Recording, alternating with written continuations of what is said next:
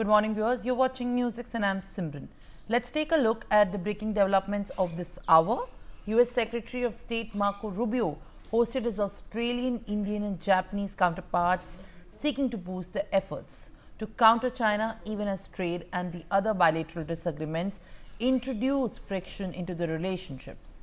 The four countries, known as the Quad, share the concerns about China's growing power, but their ties have been strained by President Donald Trump's global tariff offensive, from which none of the Quad members have been spared.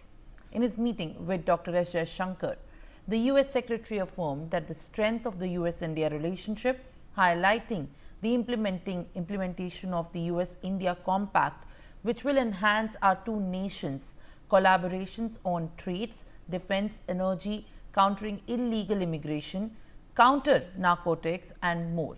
This is the first engagement for Secretary of State Rubio, even as the Quad nations continue working together in the build-up to the next Leader Summit in India.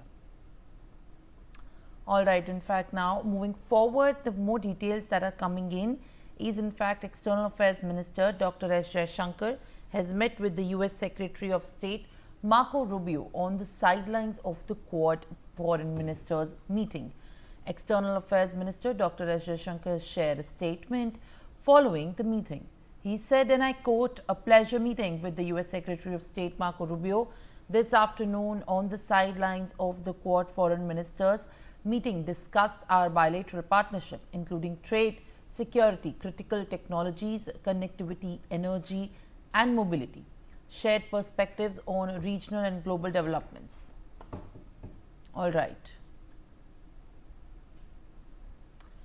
Ambassador KP Fabian, who's a former diplomat, is joining me live on the broadcast. In fact, appreciate you joining me this morning, Mr. Fabian. Thank you very much for speaking to us. In fact, this is a big development that we are looking at as the Quad Summit does take place.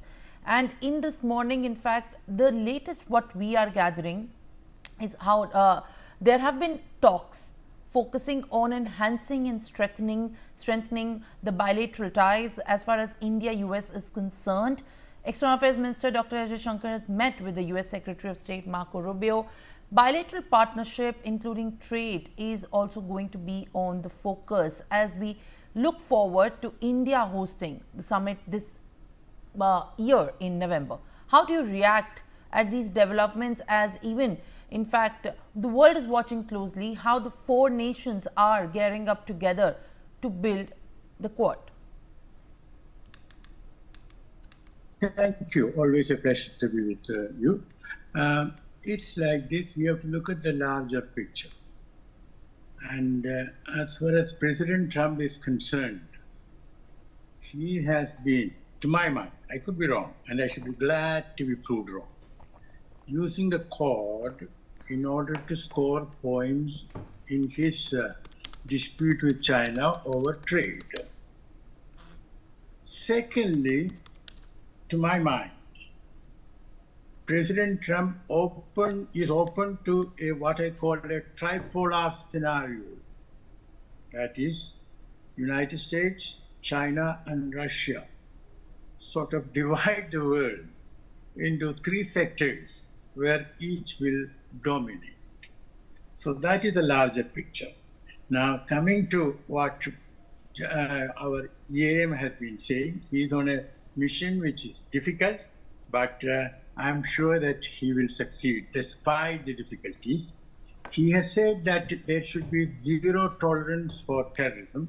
That is a concept which, our partners might agree to, but Japan and Australia might not have much difficulty in holding Pakistan responsible for what happened in Pahalgam. But I would be surprised if President Trump agrees to a formulation which clearly indicates that Pakistan was responsible for Pahalgam, considering that only the other day he hosted Field Marshal Munir, and there are business interests common to President Trump's family and Pakistan, where not only cryptocurrency collaboration but also minerals mining. So it's a complex picture. That is why I said EAM is engaged in, he's navigating difficult waters, but let's hope that he will succeed. Absolutely. In fact, sir, as you are also speaking about that there is hope while we speak from this point of time, looking at these developments, the 4 foreign ministers who have gathered in Washington have come together with a very clear message. And as you rightly pointed out, in fact, they in a joint statement have done in fact a one statement issued, which is condemning the terrorist attack in Pahalgam and making it clear that no act of terror will be tolerated.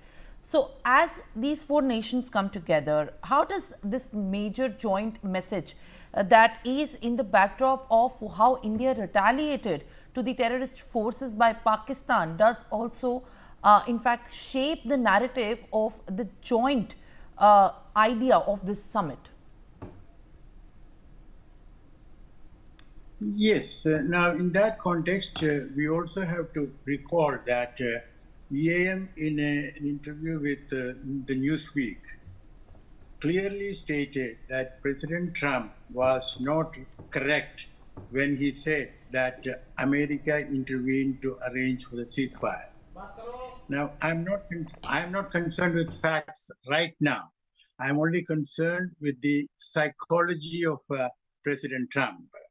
Contradicting him in such a manner, and that too to Newsweek, I do not know whether that would help in any way in getting a good trade deal. For more such videos, subscribe to the Newsx YouTube channel, hit the bell icon.